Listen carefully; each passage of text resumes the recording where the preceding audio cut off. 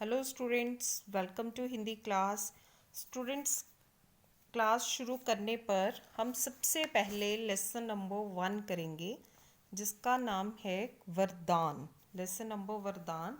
ये एक कविता है और इस कविता में ईश्वर से प्रार्थना की गई है और ईश्वर से वरदान मांगे गए हैं। ठीक है, ब्लेसिंग्स मांगी गई हैं।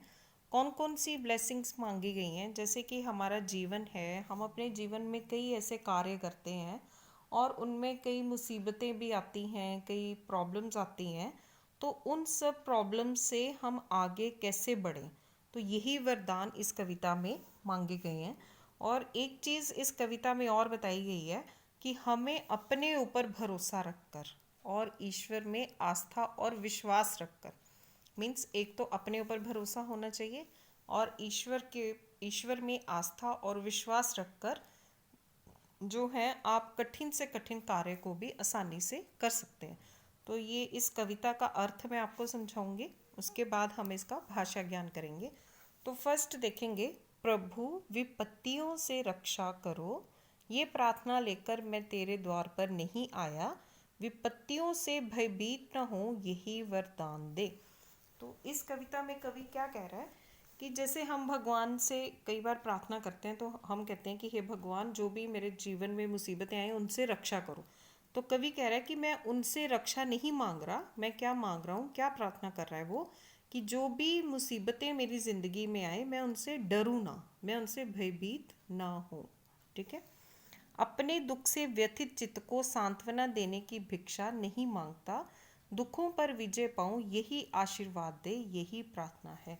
तो सेकेंड पैराग्राफ में कवि क्या प्रार्थना कर रहा है कि जो भी मेरे को दुख मिले हैं मैं उनसे परेशान ना हो जाऊं, मेरा मन उनसे परेशान ना हो जाए, या सांत्वना देने की भिक्षा नहीं मांगता। मैं ये नहीं चाहता कि जो भी मेरी ज़िंदगी में या मेरे रास्ते में जो भी दुख आ रहे हैं, मुझे उनसे सांत्वना दो, मुझे उनसे हौसला दो। मैं ये नहीं मांग रहा, मैं ये प्रार्थना कर रहा हूँ कि उन दुखों पर मैं विजय पाऊँ।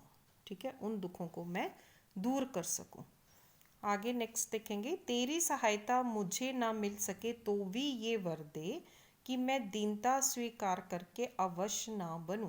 कवि कह रहा है कि चाहे मुझे तुम्हारी सहायता ना मिले, ठीक है, लेकिन मेरे साथ ऐसा नहीं होना चाहिए कि मैं दीनता स्वीकार करूं, मीन्स कि मैं दूसरों के लिए दया का पात्र बन जाऊं, कि जो लोग हैं वो मेरे ऊपर दया करने लगे और मैं शक्तिहीन ना बनूं।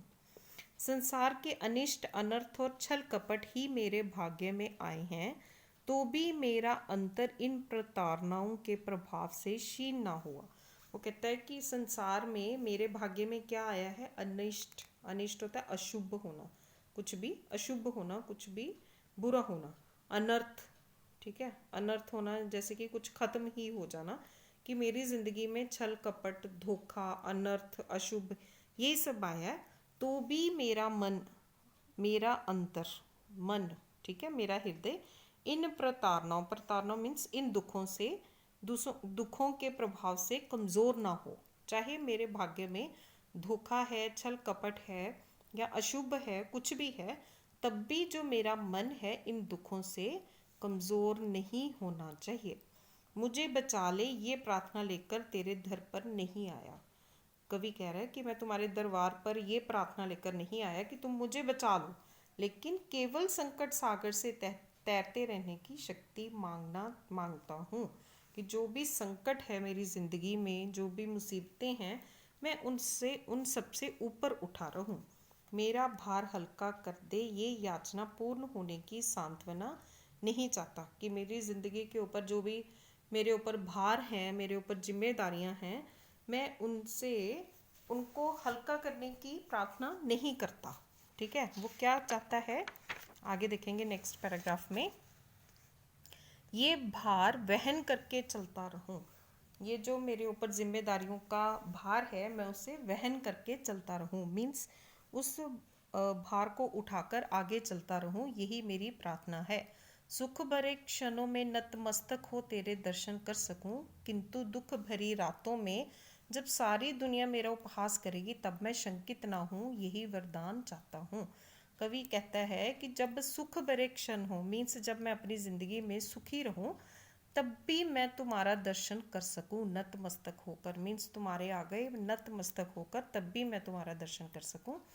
किंतु दुख भरी रातों में जब कोई मेरा मजाक उड़ाए, उपहास करे, या मैं जब बहुत दुखी हूँ तब मैं शंकित ना हूँ। शंकित मीन्स कि भगवान के ऊपर शंका ना करूँ, भगवान के ऊपर संदेह ना करूँ कि उसने मेरे को दुख क्यों दिए हैं। ठीक है, ओके स्टूडेंट्स, ये आपकी पोएम है। इसके बाद आप शब्दार्थ पढ़ेंगे। ठीक है, शब्दार्थ के बाद में आज हम करेंगे भाषा ज्ञान।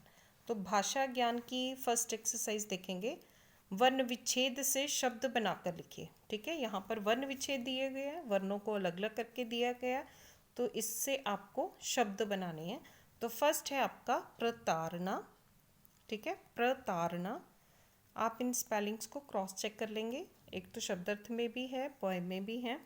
नेक्स्ट वन है भिक्षा, देन विपत्तियों, आशीर्वाद, देन शंकित। आफ्टर दिस नेक्स्ट वन है, नेक्स्ट आपकी एक्सरसाइज, नेक्स्ट वन देखेंगे, कविता से छांट कर 5 भाववाचक संज्ञा लिखिए। अब भाववाचक संज्ञा क्या होती है? संज्ञा मीन्स किसी भी व्यक्ति, वस्तु, स्थान या भाव का नाम, उसे हम संज्ञा कहते हैं। तो यहाँ पर भाववाचक संज्ञा, जैसे आपको पता है कि संज्ञा के 3 भेद होते हैं, व्यक्तिवाचक संज्ञा, जातिवाचक संज्ञा और भाववाचक संज्ञा। अब भाववाचक संज्ञा क्या होती है? जिस संज्ञा शब्दों से किसी प्राणी या वस्तु की स्थिति, गुण, भाव, अवस्था आदि का पता चले उसे भाववाचक संज्ञा कहते हैं। मीन्स जो फीलिंग्स होती हैं, जिन चीज़ों को हम सिर्फ फील कर सकते हैं उसे ही भाववाचक संज्ञा कहते हैं। देन फर्स्ट यहाँ पर कोई भाववाचक संज्ञा लिखने हैं, 5 शब्द लिखने हैं। तो ये आप बुक में से भी लिख सकते हैं ये सारे शब्द, और या फिर आप अपनी तरफ से भी लिख सकते हैं। तो यहाँ पर बुक में से, पोएम में से देख के लिखे गए हैं। फर्स्ट है दीनता, देन सांत्वना, प्रताड़ना, याचना और अनर्थ। ठीक है, अनर्थ। उसके बाद देखेंगे एक्सरसाइज नंबर 3, निम्नलिखित शब्दों के लिए कविता से छांटकर विलोम शब्द लिखिए। विलोम शब्द मीन्स जो ऑपोजिट शब्द होते हैं, उल्टा अर्थ बताने वाले शब्दों को हम विलोम शब्द कहते हैं। फर्स्ट वन, नीडर, डर, पराजय, जय, अस्वीकार, स्वीकार। ठीक है, इष्ट, अनिष्ट, अपूर्ण, पूर्ण, सुख, दुख। उसके बाद है आपका एक्सरसाइज नंबर 4, निम्नलिखित अनेक शब्दों के लिए एक शब्द लिखिए। एक शब्द लिखना है। यहाँ पर है फर्स्ट वन, जिसका मस्तक झुका हुआ हो, नतमस्तक। जिसका मस्तक झुका हुआ हो, नतमस्तक। जिस किसी की खिल्ली उड़ाना, उपहास। उपहास मीन्स मजाक उड़ाना। देन धीरज बंधाना, सांत्वना। धीरज बंधाना, सांत्वना।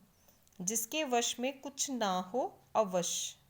ठीक है, डांट फटकार करना या बुरा भला कहना, प्रताड़ना। डांट फटकार करना या बुरा भला कहना, प्रताड़ना। तो स्टूडेंट्स, ये आपका लेसन नंबर 1 है। जो एक्सरसाइजेस हैं उसे आप लर्न करेंगे, और जो पोइम है उसे भी आप 2-3 बार रीड करेंगे। Okay students, thank you, God bless you all.